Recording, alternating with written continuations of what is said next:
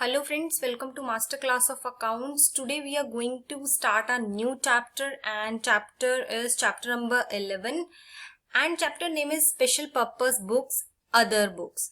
So basically इस chapter में हम पढ़ेंगे subsidiary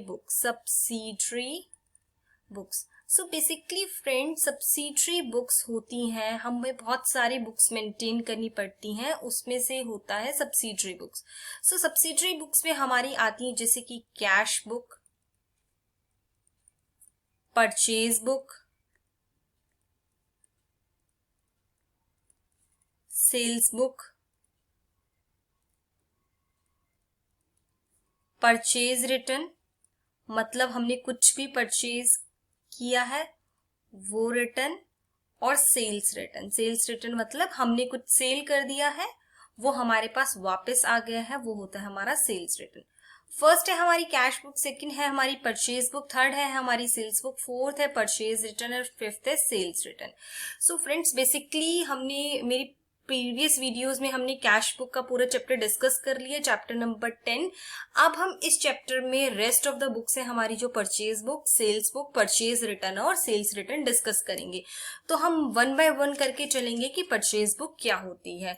फर्स्ट है हमारा इसमें purchase book. Friends first topic है परचेज बुक्स. परचेज बुक्स का पहले मीनिंग क्या है हमें ये समझना जरूरी है. मीनिंग परचेज बुक का है जब हम क्रेडिट परचेज करेंगे, क्रेडिट परचेजेस ऑफ गुड्स. जब आप क्रेडिट परचेज करोगे तो आप परचेज बुक मेंटेन करोगे बेसिकली. तो यहाँ पे आप क्या करोगे, जो गुड्स कौन से होंगे, गुड्स होंगे नॉट फिक्स्ड एसेट्स. अगर आप कोई अपनी ऑर्गेनाइजेशन में अपनी आप कंपनी में एसेट परचेज करते हो तो वो परचेज बुक में नहीं आएगी. आपके जो गुड्स हैं जिसमें आप डील करते हो वही हमारी परचेज बुक में हम रिकॉर्ड करेंगे.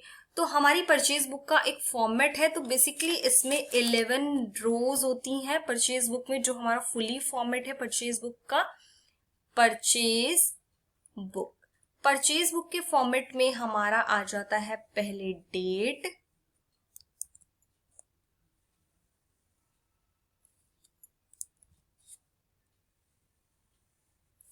यहां पे हम सबसे फर्स्ट नंबर पे लिखते हैं डेट.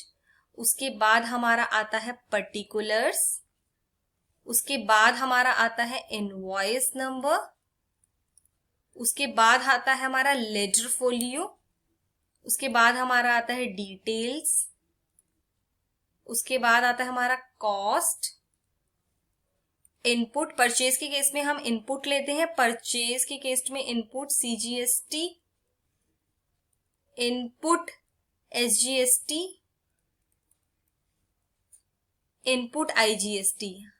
डिपेंड करता है हमारी इंट्रा स्टेट परचेज है या हमारी इंटर स्टेट परचेज है. आईजीएसटी जो भी हमारा फ्रेट वगैरह का अमाउंट होगा, और लास्ट कॉलम में हमारा आ जाता है टोटल अमाउंट. सो बेसिकली ये हमारा परचेज बुक का फॉर्मेट है. इसमें पहले आता है date, particulars, invoice number, ledger folio, details, cost, input CGST, input SGST, input IGST, freight और टोटल. तो ये हमारा क्या है, टोटल है हमारा परचेज का फॉर्मेट. तो बेसिकली अब हम फॉर्मेट एक बार और देख लेते हैं. जैसे इसमें डेट आ जाएगी, पर्टिकुलर्स में जो भी डिस्क्रिप्शन ऑफ आर्टिकल्स है, जो भी आर्टिकल्स है उसका डिस्क्रिप्शन आ जाएगा, इनवॉइस नंबर आ जाएगा, उसके बाद लेजर फोलियो नंबर आ जाएगा कि कब purchase book is posted to the ledger, वो नंबर आ जाएगा. उसके बाद डिटेल्स आ जाएगी. डिटेल्स में हमारी बेसिकली क्या होता है, डिटेल्स में हम क्या करते हैं, क्वांटिटी इनटू प्राइस पर आर्टिकल लेस, कोई अगर ट्रेड डिस्काउंट है वो हम लेस कर देते हैं इसमें से. उसके बाद जो टोटल आएगा उसमें हम करते हैं ऐड आईजीएसटी और सीजीएसटी, जो भी टैक्स एप्लीकेबल होगा वो हम ऐड कर देंगे, सीजीएसटी, आईजीएसटी और एसजीएसटी. जो भी खर्चे होंगे ऐड एक्सपेंस तो यहाँ पे आ जाएगा हमारा टोटल पेबल। तो बेसिकली हमारा परचेज बुक का ये फॉर्मेट होता है। परचेज बुक जो होती है हम क्रेडिट परचेज ऑफ गुड्स के लिए बनाते हैं, मटेरियल जो हम ट्रेडिंग के लिए यूज करते हैं उसके लिए बनाते हैं। अगर आप कुछ क्रेडिट पे, अगर आप कुछ ऑफिस का फर्नीचर खरीदते हो, ऑफिस फर्नीचर, तो वो परचेज बुक में नहीं आएगा। Assets are not recorded. आपको ये ध्यान रखना है, कभी कभी आपको क्वेश्चन में कंफ्यूज करने के लिए कोई एसेट्स दे रखी होगी, आपको उस एंट्री को समझ के करना है कि हम इसे परचेज बुक में रिकॉर्ड करें कि नहीं करें। तो ये बेसिकली हमारा परचेज बुक का फॉर्मेट है। अगर हमें जीएसटी का केस है, चाहे जीएसटी होगा चाहे जीएसटी नहीं होगा, मैंने आपको जीएसटी वाला फॉर्मेट बता दिया है जिसमें आपके दोनों फॉर्मेट कवर हो जाएंगे। अब हम सेकंड में मूव करते हैं। तो हम अब सेल्स बुक के बारे में डिस्कस करते हैं। जैसे परचेज बुक बनती है फॉर परचेजेस, ये बनती है for sale, sale of goods. Cash sales जो होती है हमारी, not recorded in sales book, क्योंकि कैश सेल को हम कहाँ रिकॉर्ड करते हैं? Cash sale is recorded in cash book. तो हमारे पास बेसिकली क्या है? Sales book. सेल्स बुक में क्या होता है? हमारी बेसिकली क्रेडिट सेल्स आती है। तो हम इस पे क्या करेंगे? Credit sales of goods are recorded.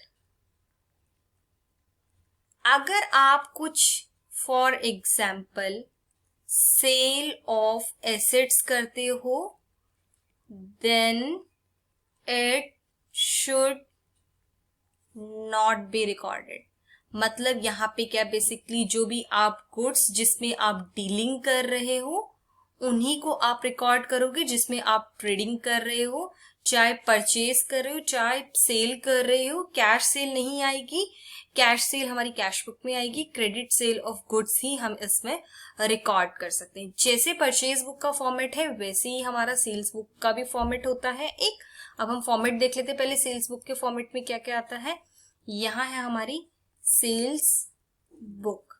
So basically sales book में हमारा आता है फर्स्ट डेट का कॉलम, पर्टिकुलर्स जिसमें भी जो भी आइटम होगा उसकी डिटेल होगी, invoice number, ledger folio, details, sales value, जो भी हमने सेल करी है उसकी वैल्यू। सेल के केस में हम क्या करते हैं? आउटपुट क्लेम कर, आउटपुट आता है हमारा, आउटपुट हम कलेक्ट करते हैं। आउटपुट सीजीएसटी, आईजीएसटी जो भी केस है हमारा, एसजीएसटी वो रिकॉर्ड करेंगे। उसके बाद हम यहाँ पे फ्रेट रिकॉर्ड करेंगे, फ्रेट कार्ट्रिजेस अगर कुछ है हमारे। उसके बाद यहाँ पे आ जाएगा हमारा टोटल। तो ये हमारा क्या होता है? सेल्स बुक का फॉर्मेट होता है। तो इस फॉर्मेट में क्या है? डेट मतलब जो भी सेल्स की डेट है, पर्टिकुलर्स में detail, invoice number, ledger folio, details. Details में आप क्या करोगे? यहाँ पे डिटेल्स कॉलम में हम क्वांटिटी इनटू प्राइस पर आर्टिकल, जो भी हमारी क्वांटिटी है और उसका प्राइस लिखेंगे। अगर कुछ ट्रेड डिस्काउंट है तो वो लिखेंगे हम।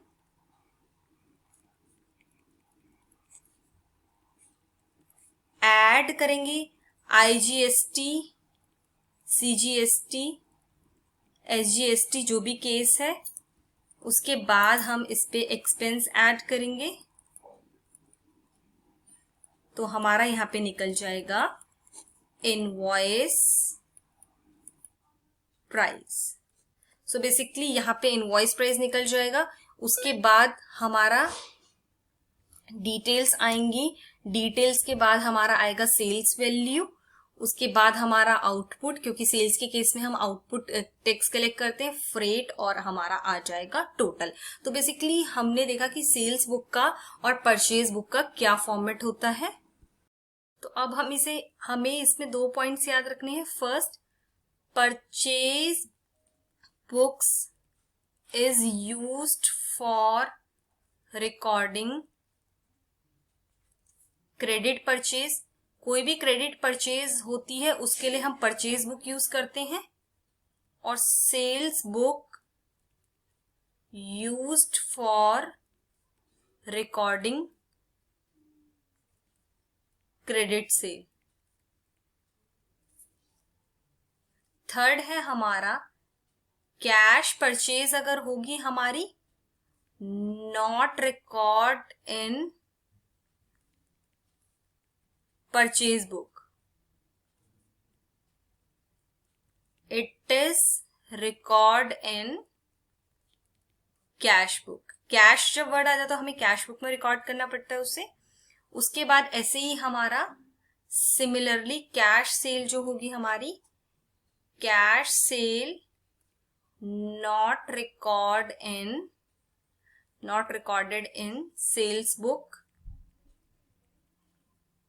it is recorded in cash book.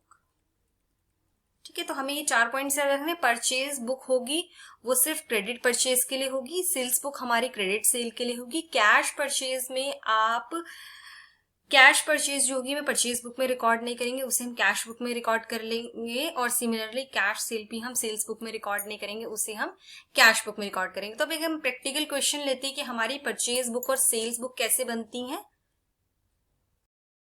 तो पहले हम परचेज बुक पे क्वेश्चन समझ लेते हैं। From the following information of messrs नरेशन कंपनी, मेसर्स एंड नरेशन कंपनी की इंफॉर्मेशन दे रखी। प्रिपेयर द परचेज बुक, हमें परचेज बुक बनानी है। 1 फरवरी 2020 को हमारी ट्रांजेक्शन थी purchase from messrs Sunil and company Delhi 5 gross pencils at the rate ₹1200 per gross, 2 dozen register at the rate ₹500 per dozen डिस्ट रेट डिस्काउंट। तो बेसिकली हमें ये सिंपली परचेज बुक में हमें इसकी एंट्री रिकॉर्ड करनी है। यहाँ पे परचेज बुक का फॉर्मेट है date, particulars, invoice number, ledger folio, details, amount.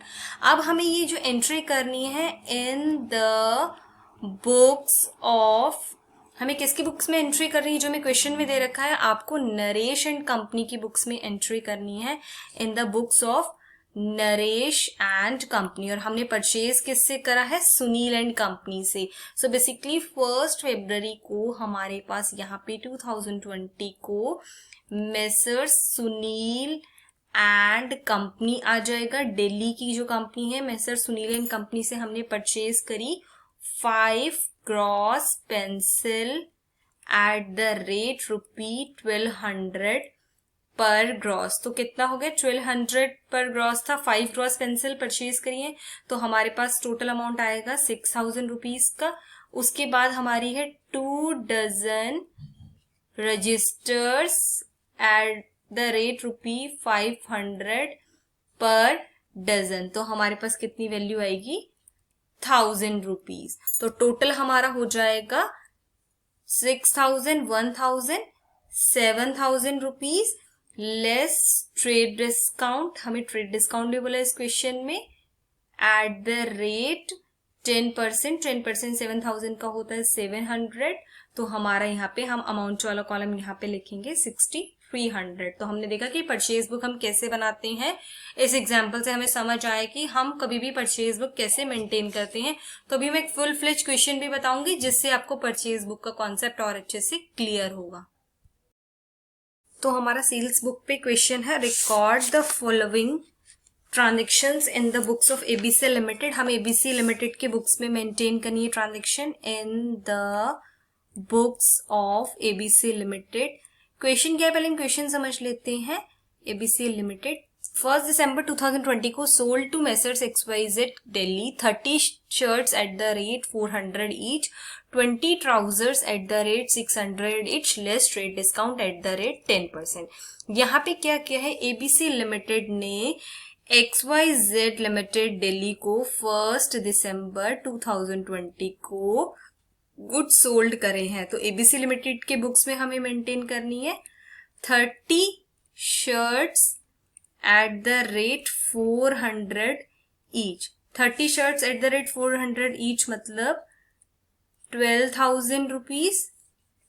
20 trousers at the rate 600 each, तो फिर हमारा बनेगा 12,000। हम इन दोनों का टोटल कर लेंगे। उसके बाद हमारे पास इस क्वेश्चन में ट्रेड डिस्काउंट भी बोला है, इसका टोटल बनेगा 24,000 rupees less trade discount at the rate 10%। 24,000 का 10% 2400, और उसके बाद जो हमारा रिमेनिंग अमाउंट है हम आउटर कॉलम में लिख देते हैं 21,800। तो बेसिकली सेल और परचेज बुक बनाना बहुत इजी है।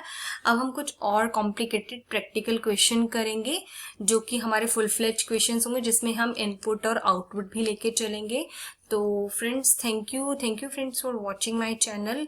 आप मेरी इसी तरीके की वीडियो देखने के लिए प्लीज मेरे चैनल को सब्सक्राइब करना ना भूलें, ताकि आपको फर्दर वीडियोस की नोटिफिकेशंस मिलती रहेंगी। Thank you friends.